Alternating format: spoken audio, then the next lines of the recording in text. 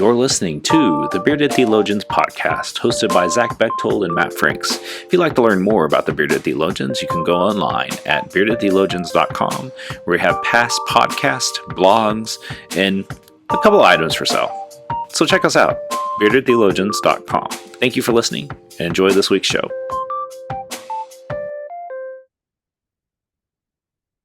You're listening to the Bearded Theologians podcast, hosted by Matt Franks and Zach Bechtold.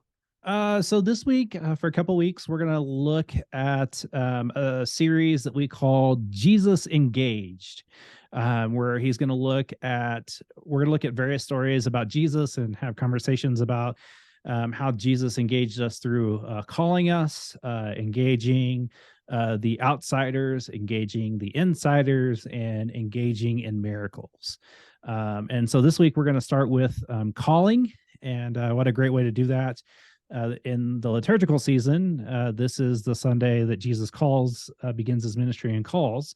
And we kind of thought that looking at John 1, chapter 1, 39 through kind of 50-ish would be a good place to land today. And so, Zach, as you think about Jesus engaging in the call, and in this particular scripture that we've picked for today, what comes to mind for you?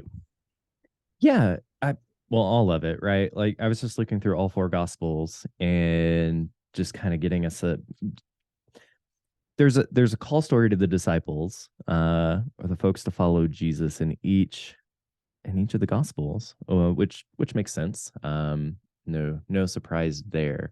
But what fascinates me the most is kind of how and the timeline and who's called, and in particular, since we're talking about the Gospel of John today, Jesus starts in a couple of places. Starts with Andrew and Peter. And the thing that I find the most fascinating, but find really interesting, is Jesus is just kind of doing his thing in all four gospels. Whether it's just being Jesus, whether it's baptism, no matter the order in which, like Mark's gospel, Jesus heals some folks and then goes and calls some disciples. Like, I just find that really fascinating in the order of things. And for this particular calling in the Gospel of John, I'll just read it real quick. 39. He said to them, "Come and see." They came and saw where he was staying, and they remained with him that day. It was about 4:00 in the afternoon, and one of the two who heard John speak and followed him was Andrew, Simon Peter's brother. He first found his brother Simon and said to him, "We have found the Messiah," which is translated anointed. He brought Simon to Jesus, who looked at him and said, "You are Simon, son of John. You are to be called Cephas," which is translated to Peter. And in John's gospel, it's a little bit brief. Matthew, we get a little bit more story. Jesus is walking along the beach, and they, have these conversations and they follow him. And then what's really fun, if we continue on in John's gospel, is we get the call for Philip and Nathaniel, which is much in a similar vein. But Nathaniel asks, "Well, who is this guy?" Right? How do we know? And Philip's just like, "Come and see." And Nathaniel's okay and goes. And when he sees Jesus, it's him. He's the guy.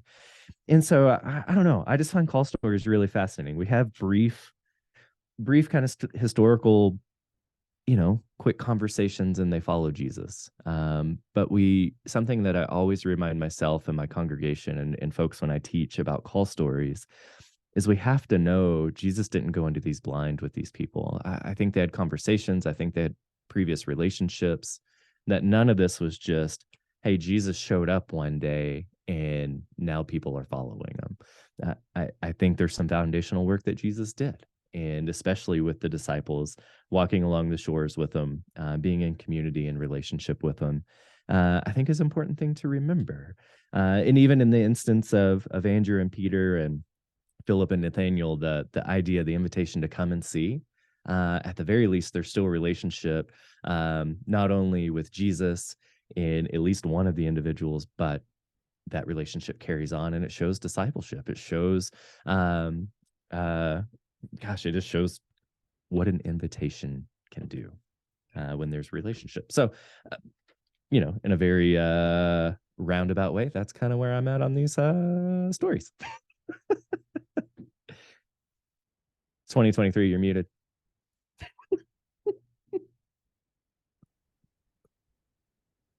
I love the invitation that Jesus makes of come and see. I do too. Um, and I think, as I think about where we are in church life and in church history, because we're writing church history as we speak. I think the one thing we have missed lately, as you look back, last 20 plus years, is the curiosity of church, of what it really means to come and see. I think I'd go further back than 20 years. Well, I know, but it's been a long my time. experience is 20 years, and I can Sure. tell you that from what I see, I mean, I could definitely give you some other dates that I would say that Yeah. began to diminish, but I definitely would say within the last 20 years, we have replaced programming with relationships. Or sorry, the other way around. I was like, that's Sorry, that's sorry. good. Sorry, like that's sorry. I am short on the coffee today. You're Probably good. should have eaten that burrito, so I'd be a little bit more cognitive.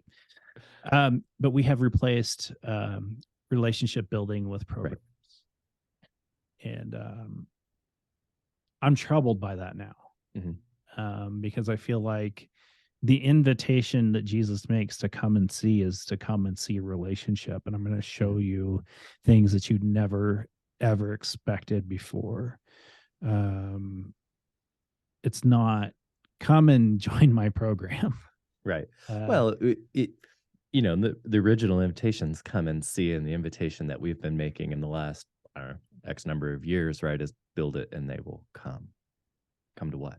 Right. There's or I agree with you. Or just come to program X and you're going to experience Jesus. Sure. I've been thinking about this a long time. Not just something I've been in a new appointment and all that stuff, but it's something that has been wrestling at my soul of the church messed up when we moved to programs versus relationships. And we are, by nature of who we are, or what we should be more concerned about the relationships we're building than the mass that we want to create. There's a difference between the two. Right. Because in order to fill mass, you've got to fill it with things. In order to build relationships, you will go on a journey with people. And Jesus's invitation, this call that Jesus makes to these disciples, is one that I would is an invitation to come and see and build a relationship with me, so that then when it's your turn and you're in charge, you have been built up to then take over. And I think that's where, I mean, as we're thinking about this and thinking about how Jesus engaged, he engaged by the invitation of curiosity and coming and seeing, and not a program. Right. Well, coming and seeing and then teaching, right? That was Jesus's model, was to be in relationship with not only the disciples, but people.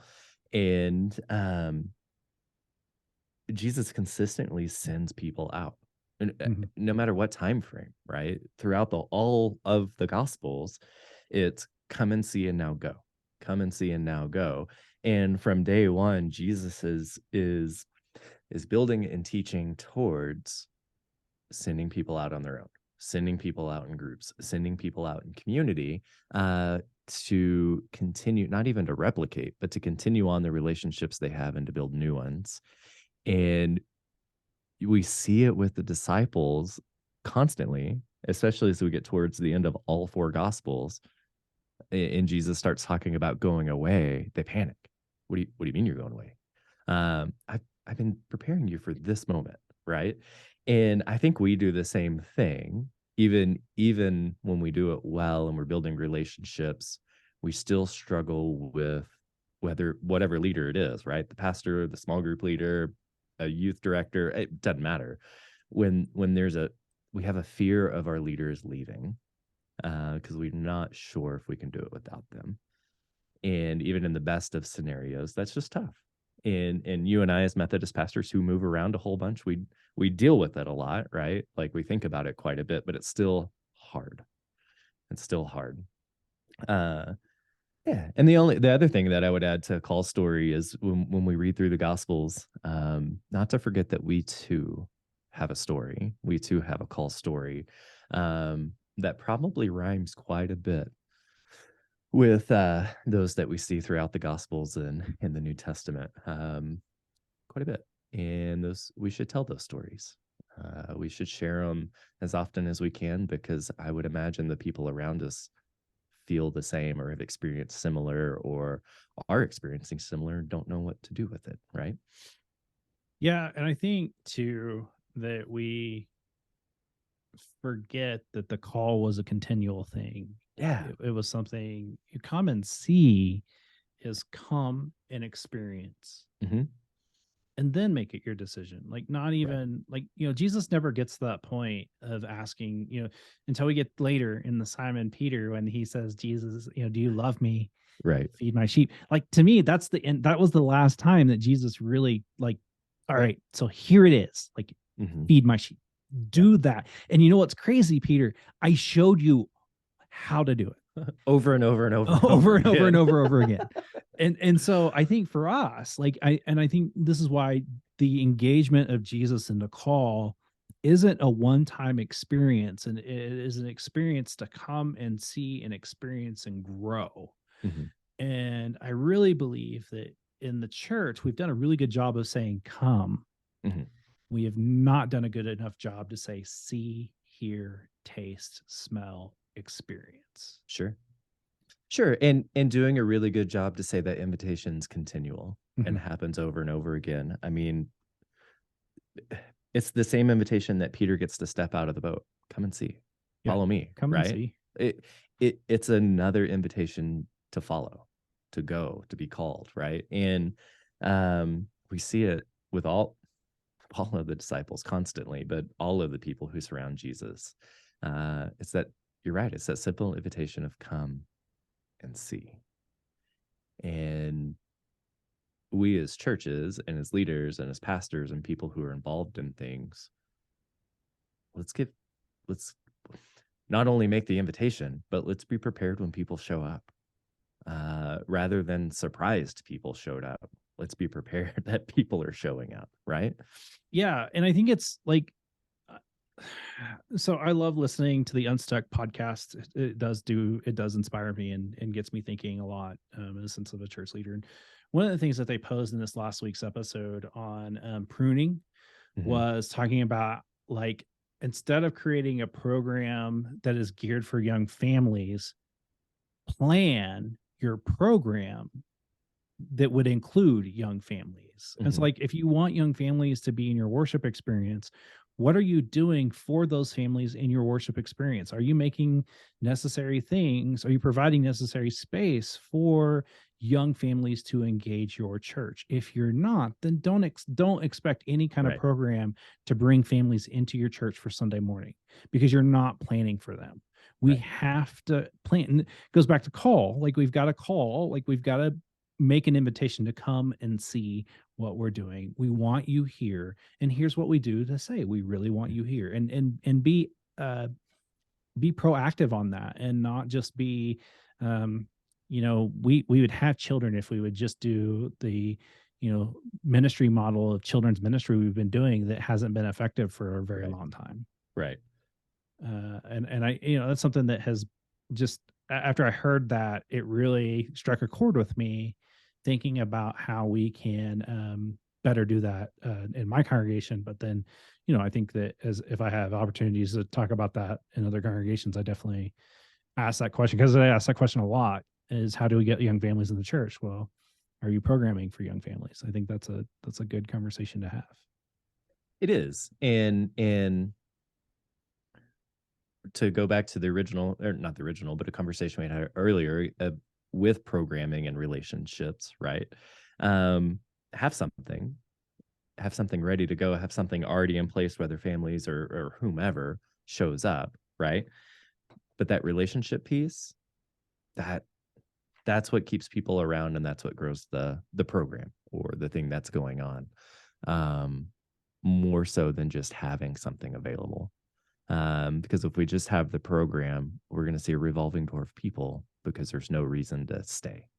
There's always going to be something shinier. But if we build that relationship, that's what anchors people in community and just being together, whether it's the community at large or church community or somewhere in between. Yeah, because I'm gonna be honest with you. The only reason why I'm in the church today is because of relationships. 100%. It had nothing to do with the youth program or the sermon or the worship style.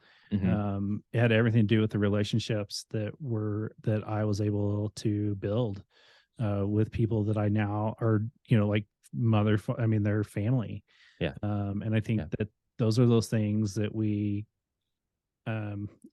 that's what the church is really about, is building relationships. And I can truly remember when I was invited to youth group for the first time, I very much was skeptical because church wasn't a thing I did. And my question was, why do I need to go? And the answer was, come and see. Just come and see. Come check it out. Yeah, come check it out. That was definitely what got me in, was to come and experience. And but it was also a true invitation of Mm-hmm. love and acceptance of me and who I am. And to me, that was that's what got me here. That's what's kept me here. I mean, it's relationships that are keeping me going. It's, Mm-hmm. that's, so I think I think building relationships is really, landing, how did Jesus build relationships? Well, he invited people in. Like, if let's sum this up, he invited people in to come and see. He didn't have an elevator pitch saying, hey, in the next 3 years, we're going to do this and we're going to do this and we're going to do this. Right. He literally and I'm going to show you that I'm the Messiah, right? Like, I'm going to heal lepers. Oh yeah. Hey, let me tell you, I'm also going to do this thing where I'm going to cast out these demons and these pigs. They're going to jump off a cliff. We're going to feed 5,000 people with 5 loaves, 2 fishes. Mm-hmm. You're going to see really cool and amazing things. Like, he didn't have to do that. He just said, come and see. And I think you're right, Zach. I think that relationship that he had built with these people that he was inviting, he knew that they were gonna say yes. He knew that that they were the right people for what he needed to accomplish. And I think we as church folk can learn from that and ask ourselves, are we building relationships in the way that Jesus built relationships? Right. I like it. So this is I think, if I'd have to look at the history books, but this is close to the time that we first podcasted 7 years ago when we were doing it through Google Hangouts, and it was very rough. But it's been and so, we encourage you to, one of the ways that you can support the podcast, and this is actually free, is whatever you listen to it on, leave us a review. Even if you want to leave us 5 stars and make fun of us, please feel free to do that. It's, that's fun too. But that's like the best way you can support us. Share us, like us. Another way you can kind of support us, although we don't really make any money off of, is buy t-shirts. And you can do that through Zazzle. We've got some links on our website that you can buy certain t-shirts from, and, just encourage you to do that. But we're thankful for you, our listeners. And so for the Bearded Theologians, I'm Matt Franks. I'm Zach Bechtold. Thanks for checking us out. Guys, I want you to subscribe and like this video and push that thumbs up. Thank you for listening to the Bearded Theologians podcast. Don't forget to like, subscribe, and share on all social media outlets. You can check out old episodes and more information at beardedtheologians.com. Thanks for checking us out.